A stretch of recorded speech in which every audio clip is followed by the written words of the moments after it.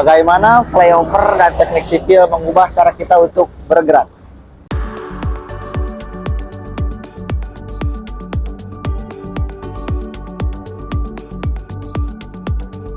Flyover adalah solusi teknik sipil untuk mengatasi kemacetan lalu lintas di persimpangan jalan.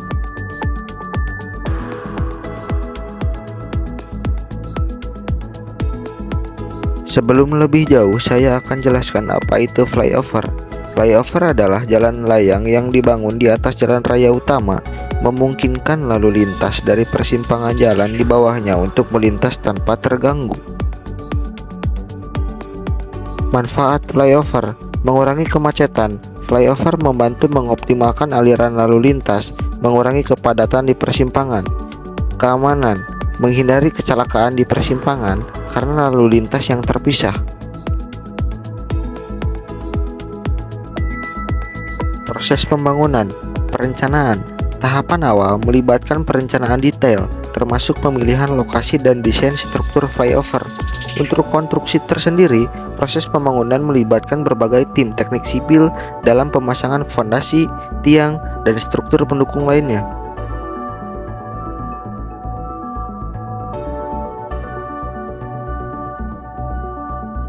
Pentingnya kolaborasi. Kolaborasi antara arsitek, insinyur sipil, dan pemerintah lokal krusial untuk kesuksesan proyek flyover.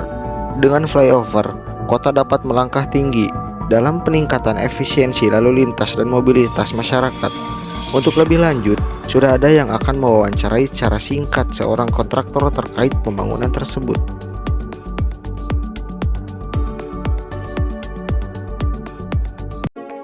Selamat datang dalam wawancara eksklusif kami bersama kontraktor berpengalaman dengan Pak Rehan. Ya. Waktu dan tempat saya persilakan Pak untuk memperkenalkan diri. Oke, terima kasih atas kesempatannya. Nama saya Raihan Harjonto. Saya staf teknik dari PT Asri Karya Lestari yang menangani flyover Delta Mas. Saya sendiri lulusan teknik sipil angkatan 2019 dan saya dari Politeknik Negeri Malang, dan udah gitu aja. Nah Bang, dalam pembangunan flyover itu ada beberapa hal yang ingin kami pertanyakan untuk membuat tugas media sosial yang diambil oleh Pak Pertama. Ya. Salah satunya itu yang pertama, dalam pembangunan flyover itu apa sih teknologi terbaru yang Abang pakai? Oke. Kalau menyangkut teknologi, kita tahu sendiri sekarang ada namanya BIM ya. Nah, itu BIM, Building Information Modeling, yang mana dikhususkan untuk mempermudah pekerjaan, seperti memonitoring, atau kita membuat bar bending, serta menghitung volume secara akurat. Kita tahu sendiri, kalau misalnya kita ngitung manual, itu bakalan ada human error ya. Yeah. Nah, kalau kita pakai modeling, kita dituntut untuk detail. Jadi yang kita gunakan, dan yang saya gunakan di sini yaitu Tekla. Gitu. Pertanyaan selanjutnya, dalam setiap pembuatan flyover atau sebuah bangunan yang lain pasti kan membutuhkan bahan-bahan. Yeah. Apa yang Abang lakukan pertama kali untuk memilih bahan-bahan itu? Oke. Mengenai bahan sendiri, tentunya kita nggak bisa asal pilih, dan mungkin kita menjauhi yang namanya sesuatu yang sia-sia ya. Misal, dalam pembangunan ini kita menggunakan material dalam penggunaan joint sealer yang dikhususkan untuk sambungan di rigid beton. Itu kita pakai aspal joint sealernya tuh dibakar menggunakan kayu-kayu yang ada di dekat situ. Dengan artian yang mana kayu tersebut sudah nggak digunakan nih. Jadi ada sisa yang mana tuh harus jadi sampah, kita olah jadi sesuatu yang bermanfaat gitu. Lanjut, ini terus sebagai kontraktor, peran masyarakat itu bagaimana yang ada di lingkungan situ? Oke. Itu ya, kita nggak luput dari peran lokal ya, karena kita tahu sendiri kita bangun proyek juga harus melibatkan orang lokal pastinya. Jadi kita melibatkan orang-orang seperti flagman, security, dan berbagai orang yang di sini kita pekerjakan untuk membantu dalam proyek flyover ini, yang mana nantinya ada suatu kerjasama lah ini. Jadi nggak hanya kita aja, jadi masyarakat bisa saling membantu untuk mewujudkan proyek konstruksi yang ada di lingkungannya tersebut begitu. Dalam teknik sipil itu apa sih yang paling sulit? Yang paling Pelajari sulit. teknik sipil. Oke.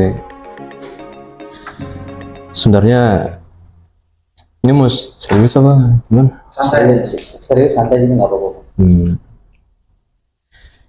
Jelas ya, kalau mayoritas mahasiswa kesulitannya pasti ada di mekanika rekayasa, pasti lah itu. Iya kan? Iya. Udah pernah? Belum, kalau saya masih nyampe ini apa namanya, statistika dan mekanika bahan. Mekanika bahan. Iya. Oke. Kalau dari aku sih kebanyakan ya teman-teman itu kesulitannya di mekanika rekayasa, kayak perhitungan struktur begitu. Kebanyakan seperti itu. Cuma ya kita solid lah, bukan solid mesin ya, tapi kita tuh bisa lah, kita saling belajar sama teman-teman gitu. Kalau ada yang kesusahan kita bantu, namanya teknik kan pasti bantu kan, saling bantu kan, nggak ada yang nggak bisa ditinggalin, nggak mungkin kayak gitu kan, pasti kayak gitu. Jadi kalau misalnya ada orang yang mungkin kayak ketinggalan gitu, wah salah angkatan tuh gimana itu, harusnya bisa saling support gitu. Berarti itu kalau seumpamanya ada teman dalam satu kelas itu yang nggak bisa sama sekali, itu kesalahan semua satu kelas aja. Ya kalau misalnya dia ya, kalau kitanya udah merasa udah ngajarin nih, udah berpartisipasi lah, dibantuin ini itu, titik terendah itu menurut saya mereka tuh itu yang ketinggalan tuh ya dikerjain tugasnya sama orang lain tuh udah beda lagi lah. Itu berarti emang udah nggak mau berusaha ya. Ya, nggak ada niat. Nggak ada niat lah itu. Pasti ada lah orang kayak gitu kan. Kalau buat ini mah jenjang karir sendiri, kalau menurut abang di teknik sipil itu gimana? Jangan karir ya. Iya. Kalau aku sebagai fresh graduate ngelihatnya ya bisa dilihat ada lah masa depan lah ya. Tapi pasti dari awal kan nggak mungkin langsung ke atas kan. Iya. Nggak mungkin langsung jadi tinggi, kita pelan-pelan dulu. Jadi kayak saya staf teknik atau gimana gitu. Bisa kemana aja teknik sipil tuh, bisa ke quality control, scheduler bisa, drafter bisa, mana aja bisa. Karena kita mau belajar semua ya. Gitu. Terus apa lagi ya? Apa? Ini Bang. Waktu ini hal yang paling umum di teknik sipil itu apa, Bang? Kalau kita seumpamanya kan kuliah nih, itu sekitaran 4 tahun itu pasti kan ada sih yang beberapa variabel itu paling unggul itu apa yang dipelajari di teknik sipil itu. Yang paling sering digunakan? Ya paling dibutuhin di dunia pekerjaan. Oh ya ini seru nih. Seru. Kalau aku ngeliatnya gini ya, aku kan pernah dalami proses habis lulus mau kemana gitu kan. Nah, apply kemana-mana bingung kan. Setelah aku ini menurut pribadiku ya. Jadi setelah lulus itu aku merasa kebanyakan job vacancy atau loker itu lebih ke kontraktor ngeliatnya aku. Jadi kalau menurut saya lebih pelajari ke manajemennya. Soalnya kalau misalnya kita ke kayak hitungan struktur ya, itu kan konsultan ya, nggak mungkin rekrut fresh graduate gitu aja, nggak mungkin, jarang banget ada yang mau rekrut fresh graduate. Lebih banyak kita ke manajemen lah, mungkin ke kontraktornya kan, gitu aja. Jadi kalau mau ngambil skripsi, kalau bisa ya lebih bisa cari yang manajemen aja lah. Nggak bilang apa ya, soalnya aku ngalamin jarang banget ada yang job vacancy itu loker yang struktur. Nah, ada pun kayak gitu harus pengalaman 5-10 tahun gitu. Yang menerima fresh graduate jarang banget. Gitu. Jadi contohnya ini kan abang udah di atas saya, udah lulus duluan. Iya. Itu waktu abang pertama kali lulus, itu gimana langkah-langkah awalnya? Buat pegangan kita lah. Iya. Tahu arah dulu. Sebenarnya aku nge-apply itu sebelum lulus malah. Sebelum lulus ya? Jadi pas skripsi udah ditarget kan, mau maju sidang kapan, terus mau wisuda kapan. Kalau aku, kalau bisa sebelum wisuda udah kerja gitu lah, Jadi waktu skripsi udah mau maju sidang itu udah mulai apply, karena zaman sekarang itu banyak loh ini sarjana. Ya, Beda di tahun 90-an sampai 2008 kali ya. Itu kalau dulu tuh banyak apa ya, masih fresh graduate tuh masih diunggul-unggulin lah. Kalau sekarang itu udah banyak mahasiswa gitu loh. Saingannya makin banyak. Kalau saran aku sih dari skripsi udah nyari kerja gitu. Biar nggak lama nganggurnya. Tapi itu seumpamanya kan kita nanti kan di semester berapa itu kan belajar beberapa apa namanya pemodelan ya Bang.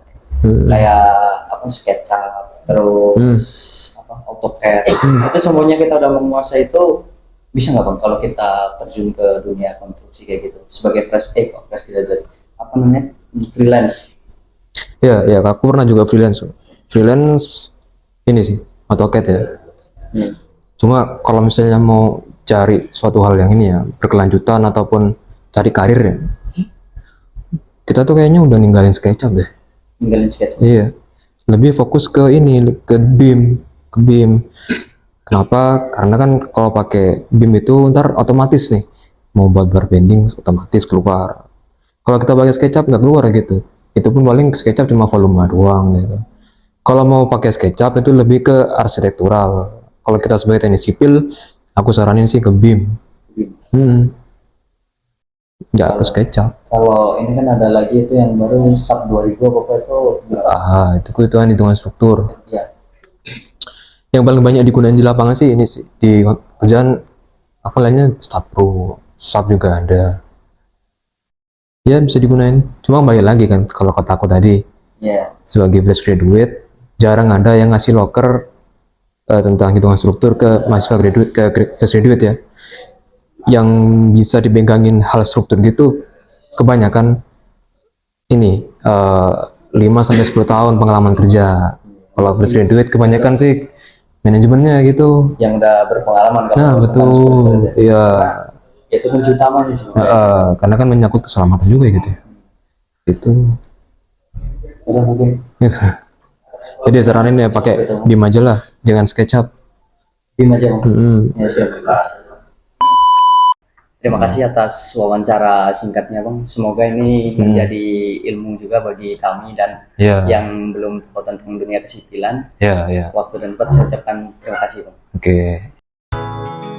Terima kasih sudah menemani kami dalam petualangan melangkah tinggi, flyover dan teknik sipil. Semoga kita semua semakin mengerti betapa megahnya karya teknik sipil dan langkah tinggi menuju masa depan yang lebih baik. Jangan lupa subscribe untuk ikut merasakan serunya eksplorasi bersama kami. Sampai jumpa di petualangan selanjutnya. See you next time.